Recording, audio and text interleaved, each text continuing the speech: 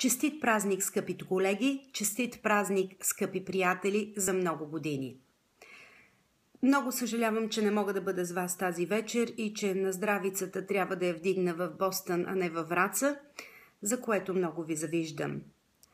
Дарик Радио има огромен принос в историята на медиите в България, като създаде най-успешния медиен модел, символ на корпоративна култура, символ на социално и политическо влияние, на иновации, както и на начин на живот, който всеки иска да има. Дарик Радио Враца има и друг световен принос.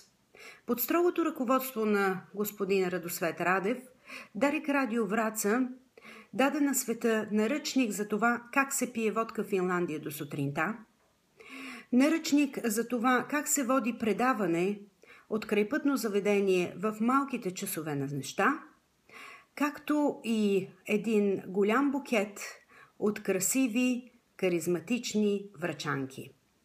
На здраве, колеги, на здраве, шефе!